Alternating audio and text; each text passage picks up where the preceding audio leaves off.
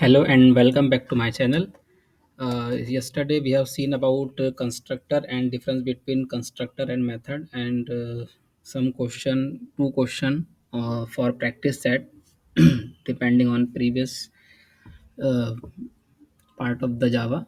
So very simple questions were given that is हमको क्या करना है हमको एक रेक्टेंगल जैसे कि दो क्वेश्चन है पहले क्वेश्चन में क्या करना है हमको रेक्टेंगल का एरिया कैलकुलेट करना है और दूसरा क्या है हमको जैसे कि डेमोन्स्ट्रेट करना है बैंक बैंकिंग सिस्टम की वर्किंग जैसे कि कोई अगर नया खाता खुलता है या अकाउंट खुलता है तो उसके लिए हम इंसर्ट यूज़ करेंगे पैसे डालने के लिए डिपॉजिट पैसे निकालने के लिए विड्रॉल और चेक बैलेंस चेक करने के लिए हम चेक बैलेंस मेथड और डिस्प्ले करने के लिए मतलब सारी चीज़ें डिस्प्ले मतलब जैसे कि अकाउंट होल्डर का अकाउंट नंबर अकाउंट होल्डर का नाम और उसके इसमें कितना बैलेंस है तो उसको डिस्प्ले करने के लिए हम मेथड यूज़ करेंगे डिस्प्ले। सो एक एक करके दोनों प्रोग्राम हम देखेंगे। सो पहला प्रोग्राम तो बहुत ही छोटा सा है और सिंपल सा है। हमको एक रेक्टेंगल क्लास करके हमको एक रेक्टेंगल क्लास हम क्रिएट करेंगे और उसमें हम जैसे कि इंसर्ट में यहाँ पे दो चीज़ हमको डालना पड़ेगा जैसे कि रेक्टेंगल का जो एरिया होता है वो क्या होता है लेंथ इंटू विड्थ।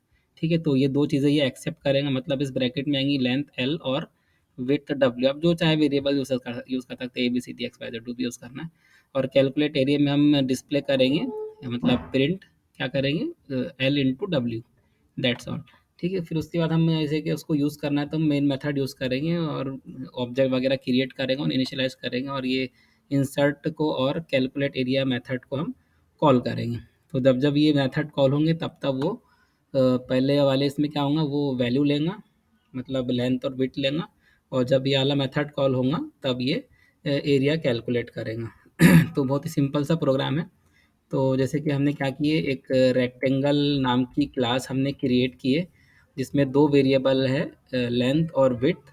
ठीक है, ये वेरिएबल को हम क्या नाम देते हैं इसके इंस्टेंस वेरिएबल है किसके क्लास के वेरिएबल है इसलिए ये क्या है इंस्टेंस वेरिएबल। इसको हम इसके कहीं से भी यूज़ कर सकते हैं। ठीक है, तो मतलब इस क्लास के अंदर इसको हम कहीं पर भी यूज़ कर सकते हैं जैसे कि कोई दोनों मेथड है दोनों मेथड में इसको हम यूज़ कर सकते हैं। ठीक है, तो जैसे कि जब ये इंसर्ट क्या करेगा ये रेक्टेंगल रेक्टेंगल के पैरामीटर लेगा ये इंसर्ट मेथड जैसे कि लेंथ एल और डब्ल्यू। तो दोनों भी इंटीजर आप ले सकते चाहे तो आप फ्लोट लो उससे कोई फर्क नहीं पड़ता, जो चाहे आप ले सकते। ठीक है, तो जब ये मेथड कॉल होगा तो ये इसके जो इंस्टेंस वेरिएबल है वो मतलब जो भी वैल्यू यहाँ पर आएंगी जैसे कि यहाँ पर क्या 15 और 5 डाले तो एल में 15 आ जाएंगे और डब्ल्यू विड्थ में या डब्ल्यू में 5 आ जाएगा। तो लेंथ और विड्थ की वैल्यू आ जाएंगी और जब ये मेथड कॉल होगा तो ये एरिया कैलकुलेट करके आपको डिस्प्ले कर देगा। ठीक है, तो ये टेस्ट रेक्टेंगल करके हम ये मेथड यूज़ कर रहे हैं। ठीक है, चाहे तो आप रेक्टेंगल टू लिखो या नहीं भी लिखो चलता है, मैं इसको हटा ही देता यहाँ से, टू कन्फ्यूजन होने की ज़रूरत नहीं है। ठीक है, तो टेस्ट रेक्टेंगल क्लास करके आप एक क्लास क्रिएट कर सकते हैं। तो जहाँ पर हम मेन मेथड मतलब ये आपकी फाइल का नाम रहेगा टेस्ट रेक्टेंगल, ये आपकी क्या फाइल का नाम रहेगा क्योंकि इसके अंदर क्या आपका मेन मेथड है। ठीक है, जहाँ पर आपका मेन मेथड रहता है वही आपकी फाइल क्लास का नाम रहता है फाइल का नाम रहता है, वही क्लास आपकी फाइल का नाम रहता है। बाकी जो पैरामीटर आप देख रहे हैं पब्लिक स्टैटिक वॉइड इसको हम धीरे धीरे करके आपको सब समझ में आ जाएगा। वॉइड तो आपको समझ में आ ही गया होगा कि आपका जो मेन मेथड है कुछ भी रिटर्न नहीं करता। ठीक है, तो ये हो गया आपका वॉइड। ठीक है, जैसे कि स्ट्रिंग को भी आप समझ सकते हैं आपका ये डेटा टाइप बताता है। स्ट्रिंग क्या होता है आपको डेटा टाइप बताता है, उसके आगे ये बना हुआ है रेक्टेंगल रेक्टेंगल क्या बोलते हैं उसको ब्रैकेट बना हुआ है। ठीक है, तो इसका मतलब जो रहेगा ये जो वेरिएबल है ये एरे लेता है। ये एरे को जब आप डिफाइन करते हैं तब हम ये क्या बोलते हैं उसको हम ब्रैकेट यूज़ करते हैं और ये उसका वेरिएबल है। ठीक है, तो इतना डीप में जाने की ज़रूरत नहीं, धीरे धीरे करके सारी चीज़ें आपको समझ में आ जाएंगी। ठीक है, तो क्या हो रहा है यहाँ पे हम जैसे कि ये क्या करेंगे अब ये मेन मेथड क्या करेगा इसको दो चीज़ों को इसे कॉल करना है इंसर्ट मेथड और कैलकुलेट एरिया। तो उसके पहले क्या करना पड़ेगा सबसे पहले एक काम करना है जो भी क्लास के मेथड और वेरिएबल है उसको अगर हमें यूज़ करना तो पहले क्या करना पड़ेगा उसका ऑब्जेक्ट बनाना पड़ेगा, ऑब्जेक्ट क्रिएट करना पड़ेगा या इंस्टेंस क्रिएट करना, दोनों का मतलब वही है। ठीक है, तो मैं मुझे जैसे कि मैं ये मेथड को दो बार कॉल करना है तो मैं दो ऑब्जेक्ट क्रिएट कर लिया तो हम एक ही लाइन में भी आप क्रिएट कर सकते हैं। इसके आगे सेमी कॉलन भी रहेगा। एक मिनट ना, इसके आगे सेमी कॉलन भी रहेगा। सो ओके, हाँ, यहाँ पर आपका इसको हम पूरा लिखना पड़ेगा।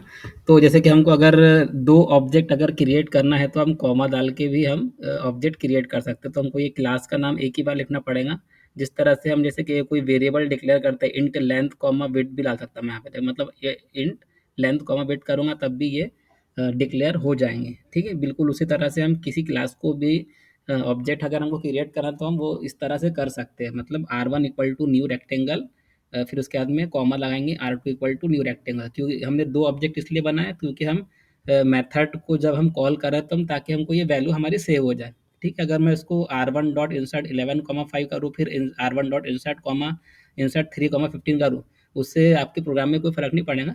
लेकिन आखिरी बार जो वैल्यू असाइन होती है, वही वैल्यू आपके ऑब्जेक्ट में रहेंगी, ठीक है? तो जैसे कि अगर मैं R1 कैलकुलेट एरिया अगर करूँगा, तो वो सिर्फ़ वो जो सेकंड टाइम जब ये कॉल हुआ था, वही वैल्यू को ये लेगा, ठीक है? तो आप इसको इस तरह से भी कर सकते हैं। आप एक सिंगल ऑब्जेक्ट भी बना सकते हैं, 2 ऑब्जेक्ट भी बना सकते हैं, इसमें कोई प्रॉब्लम नहीं है। ये R1 डॉट कैलकुलेट एरिया आपको ये इस लाइन के नीचे लिखना पड़ेगा। मतलब R1 डॉट इंसर्ट 11,5, उसके बाद में ये वाले इंस्ट्रक्शन आएँगे, R1 डॉट कैलकुलेट एरिया, फिर उसके बाद में R1 डॉट इंसर्ट 3,15, फिर R1 डॉट कैलकुलेट एरिया, ठीक है? तो ऐसा करने में कोई प्रॉब्लम नहीं, आपका प्रोग्राम बिल्कुल 100% करेक्ट है। आप उस तरह भी कर सकते हैं। मैं आपको सिर्फ बता रहा हूँ, आप एक से ज़्यादा ऑब्जेक्ट क्रिएट किस तरह से कर सकते हैं। मतलब कॉमा लगा के आप एक से ज़्यादा ऑब्जेक्ट आप क्रिएट कर सकते हैं। तो ये आपका ये ऑब्जेक्ट क्रिएट हो गया। अब मैंने क्या किया, ये इसको मैं इनिशियलाइज कर रहा हूँ। मतलब मुझे ये इंसर्ट मेथड को कॉल करना, तो मुझे क्या करना पड़ेगा, ऑब्जेक्ट या इंस्टेंस डॉट मेथड, और उसमें जब भी, क्योंकि ये दो वैल्यू वेरिएबल लेता है, दो पैरामीटर लेता है, तो ये 11 और 5 डाल दिया मैंने, तब ये कॉल हो जाएगा, ठीक है? तो ये लेंथ के अंदर आ जाएगा एल, और विड्थ में आ जाएगा डब्ल्यू। मतलब अभी लेंथ के अंदर 15 11 है, और विड्थ के अंदर कितना है, 5 है। फिर ये R2 कॉल होगा। R2 जब कॉल होगा, तो लेंथ में क्या आ जाएगा, 3 आ जाएगा, और डब्ल्यू में क्या आएगा, 15 आएगा, ठीक है? अभी आप यहाँ पे देख सकते हैं कि लेंथ में दो वैल्यू किस तरह से स्टोर हो रही है। मतलब लेंथ में पहले इसने क्या लिया, 11 लिया, फिर 3 लिया, फिर विड्थ के अंदर 5 लिया, फिर 15 लिया। तो एक्चुअल में जावा के अंदर क्या होता है, जब भी कोई आपका इंस्टेंस वेरिएबल है, जो लेंथ और विड्थ, तो ये आपका क्या इंस्टेंस वेरिएबल है, क्योंकि ये क्लास का वेरिएबल है।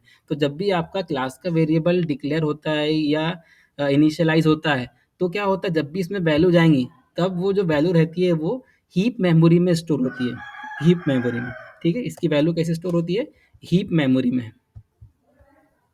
तो जब भी ये आपका इंस्टेंस वेरिएबल क्रिएट होता है, इंस्टेंस वेरिएबल जब भी डिक्लेयर होता है, सॉरी, जब ये इंस्टेंस वेरिएबल क्रिएट होता है, स्टैक मेमोरी में स्टोर होता है। मतलब ये स्टैक्स रहेंगे, ठीक है? स्टैक रहेंगे, मतलब आपने R1 दिए और फिर R2 दिए, तो ये R1 के लिए जो स्टैक मेमोरी रहेंगी, R1 के लिए लेंथ की अलग वैल्यू रहेंगी, R2 के लिए लेंथ और विड्थ की अलग अलग वैल्यू रहेंगी। ऐसा नहीं कि R1 में आपने 11,5 डाल दिए, तो लेंथ में 11 और विड्थ में 5 आया, फिर R2 लिया आपने, क्योंकि दूसरा ऑब्जेक्ट बना है, इसलिए ये जो R2 जो ऑब्जेक्ट रहेगा, ये R1 की जो स्टैक मेमोरी उसके ऊपर जाएगा, और उसके अंदर जो लेंथ और विड्थ नाम के दो वेरिएबल है, उसमें वो 3 और 15 असाइन करेगा।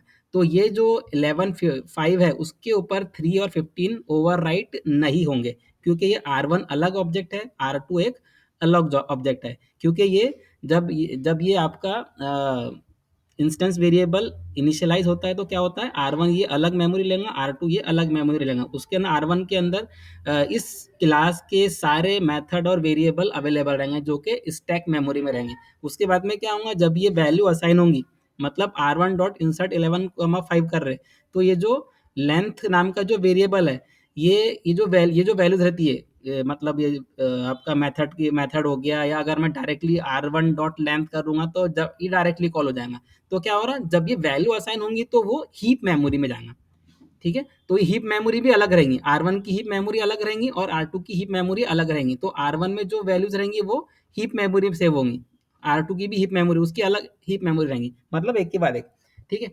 तो ये जब ये आपका ऑब्जेक्ट क्रिएट होता है, तो ये कहाँ पर रहेगा, आपका स्टैक मेमोरी में रहेगा।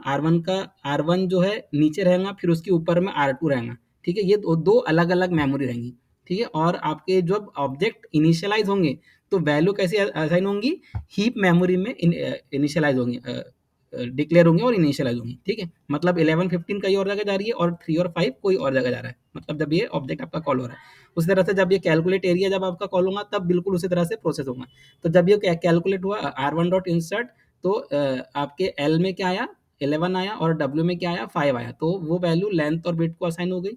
फिर ये प्रोग्राम खत्म हुआ। अब फिर ये अपनी अगली लाइन पर आएगा, R2 डॉट इंसर्ट करेंगे, फिर एल में क्या आया, 3 आया, और डब्ल्यू में क्या आया, 15 आया। तो ये जो मेथड के जो वैल्यूज है ये ओवरराइट हो जाएंगे, मेथड के जो वैल्यूज है वो ओवरराइट हो जाएंगे। लेकिन ये जो लेंथ और विड्थ है उस पर ओवरराइट क्यों नहीं होंगे, क्योंकि R1 की अलग मेमोरी है, R2 की अलग मेमोरी है। R2 के R1 जो है मतलब उसकी लोकेशन नीचे, उसके ऊपर जो रहेंगी वो R2 की लोकेशन रहेंगी। तो अभी एल और डब्ल्यू में न्यू वैल्यू है जो कि लेंथ और विड्थ को असाइन होंगी, जो कि R2 का ऑब्जेक्ट है। अभी किसका ऑब्जेक्ट है, वो R2 का।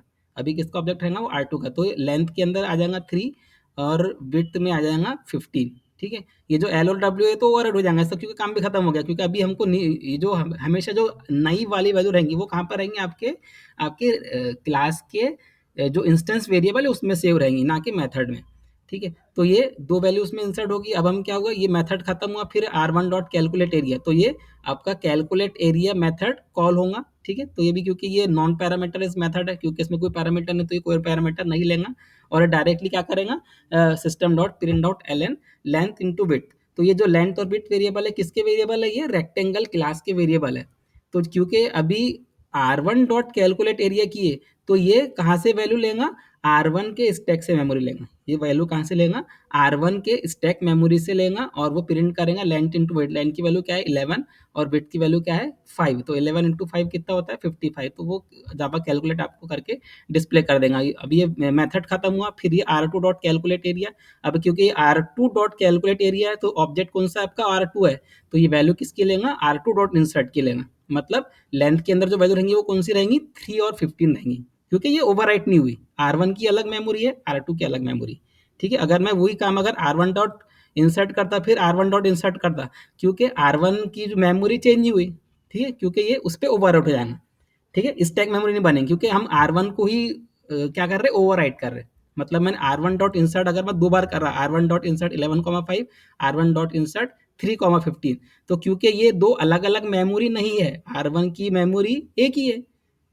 ठीक है, क्योंकि मैं सिंगल ऑब्जेक्ट यूज कर रहा, तो R1 की मेमोरी से सिंगल ही रहेंगी, तो ये वैल्यू जो है लेंथ और विड्थ पे ओवरराइट हो जाएंगी उस केस में। मतलब जब अगर मैं सिंगल ऑब्जेक्ट बनाऊंगा तो वैल्यू ओवरराइट हो जाएंगी। लेकिन क्योंकि मैंने दो अलग अलग ऑब्जेक्ट बनाए, तो ये दो अलग अलग ऑब्जेक्ट दो अलग अलग मेमोरी यूज करेंगे। ठीक है, तो R2 डॉट कैलकुलेट एरिया से क्या होगा, R2 से जो वैल्यू असाइन हुई है लेंथ और विड्थ को, वो वैल्यू वो यूज करेगा। मतलब ये क्या करेगा, 3 इंटू 15, सो 15 इंटू 3 जो भी होता है मतलब 45, वो आपको डिस्प्ले करेगा। तो इस तरह से हम क्या कर सकते हैं, आप क्या बोलते हैं, रेक्टेंगल का एरिया आप कैलकुलेट कर रहे हैं। सो अगर आपको ये वीडियो अच्छा लगा तो लाइक कीजिए और चैनल को सब्सक्राइब कीजिए। Thank you for watching Thiel here. Thank you.